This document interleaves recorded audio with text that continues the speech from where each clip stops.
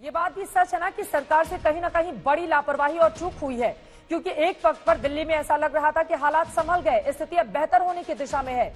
लेकिन फिर देश में जहां पर आंकड़े दूसरे राज्यों में घट रहे हैं तो दिल्ली में बढ़ते हुए चले जा रहे हैं, जिसका जिक्र डॉक्टर हर्षवर्धन भी कर रहे थे। चीज को साइंटिफिकली समझेगा, और मैं मानता हूं कि सब लोग इस चीज को समझेंगे कि जब यूरोप के अंदर आंकड़े बढ़ रहे थे तो हिंदुस्तान में हम लोग सोच रहे थे कि शायद हमारे यहाँ कोरोना होगा नहीं, क्योंकि हम गर्म देश हैं या हम एशियाई देश हैं। मगर धीरे धीरे हिंदुस्तान में आंकड़े बढ़ने शुरू हुए, दिल्ली बॉम्बे में आंकड़े बढ़ने शुरू हुए, और यूरोप में आंकड़े कम होने शुरू हो गए थे।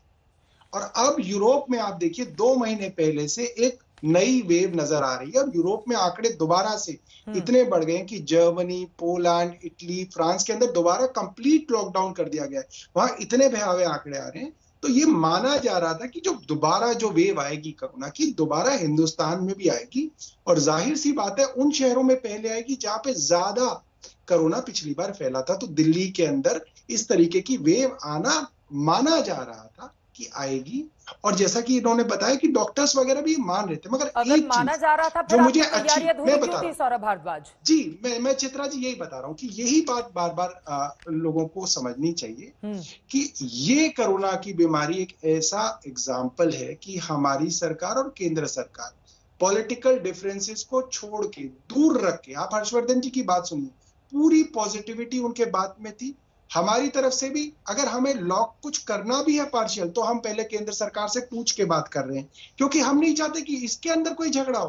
पूरे कॉपरेशन के साथ कोरोना से लड़ने की बात कर रहे हैं। और एक पॉजिटिव बात और मैं कहूंगा, देखिए यूरोप में, फ्रांस में, पोलैंड में, इटली में जो हालात थे कि कॉरिडोर्स में, हॉस्पिटल्स के कॉरिडोर्स में पेशेंट लेटे हुए हैं, सड़कों पे पेशेंट्स मर रहे हैं, ऐसी स्थिति दिल्ली में नहीं आई। जबकि हमारे यहाँ कोरोना के पेशेंट उनसे ज्यादा थे, मृत्यु दर फिर भी हमारे यहाँ कम रही। सवाल ये पूछा जा रहा है कि दूसरे राज्यों की तुलना में राजधानी दिल्ली में आंकड़े क्यों बढ़ रहे हैं। आप वर्ड से तुलना तो कीजिए, लेकिन मैं आपको बता देती हूँ सौरभ, मैं आ रही हूँ आलोक जी और गौरव आपके पास भी। देखिए नहीं, एक सेकेंड देखिए, मरीजों की बढ़ती संख्या को देखिए तो सिर्फ मैं नवंबर महीने की ही बात कर लेती हूँ। सबसे ज्यादा कोरोना मरीजों की संख्या दुनिया के किसी भी शहर की तुलना में राजधानी दिल्ली में दर्ज हुई है। सौरभ भारद्वाज, आंकड़े सुन लीजिए। 6 नवंबर को दिल्ली में 7,178 मामले, 14 नवंबर को 7,340, 8 नवंबर को 7,745, 11 नवंबर को तो रिकॉर्ड ही टूट गया 8,503, और ये आंकड़े अपने आप में बहुत परेशान करने वाले हैं।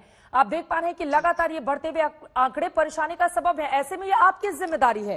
देखिए, केंद्र सरकार के साथ मिलकर आप दोनों काम कीजिए, दिल्ली के हित में यही है, बेहतरी इसी में है। लेकिन पूरे मामले में पॉलिटिक्स भी तो चरम पर है और तैयारी में कमी रह गई, इस बात को माने आप। मैं चित्रा जी आपको एक छोटा सा एग्जांपल दूंगा, आप मुझे खत्म करने दीजिएगा। आपको और आपके दर्शकों को एक बड़ी अच्छी बात क्लियर हो जाएगी। एक वेबसाइट है वर्ल्ड की जिसको कहते हैं वर्ल्ड मीटर, कोरोना का वर्ल्ड मीटर, कि किस किस देश में कितने कितने कोरोना के केसेस हैं। सबसे पहले अमेरिका है, 1 करोड़ से ज्यादा केस है। दूसरे नंबर पे हिंदुस्तान है, 85 लाख केस है।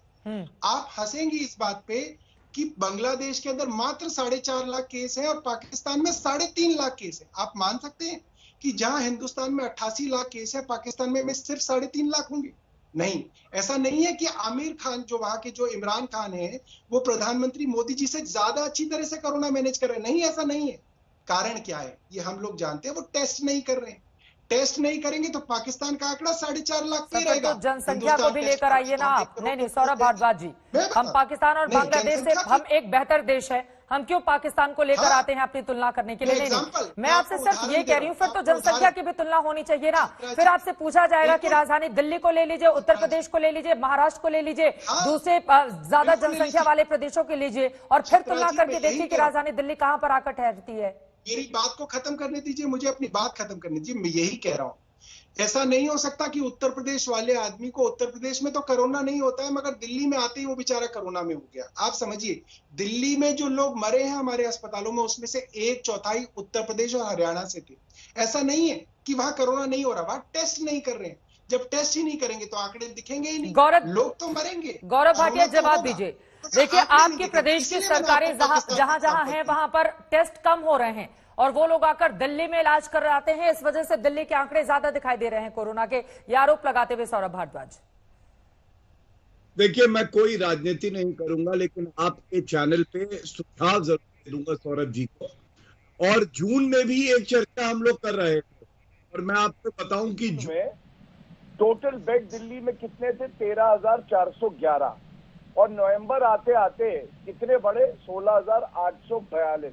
इसका मतलब 5 महीने का समय, और आपने कुछ नहीं किया कि बेड बढ़े। और चिंताजनक क्या है चित्रा जी, वो डिबेट आप निकालिएगा, मैं आपको पुनः बता दूं, मैंने उस डिबेट में भी संजय सिंह थे आम आदमी पार्टी के, एक सकारात्मक सुझाव दिया था।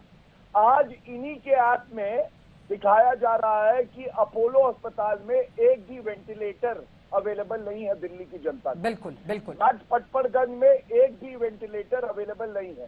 मैक्स साकेत, शालीमार बाग, बत्रा अस्पताल में भी नहीं है।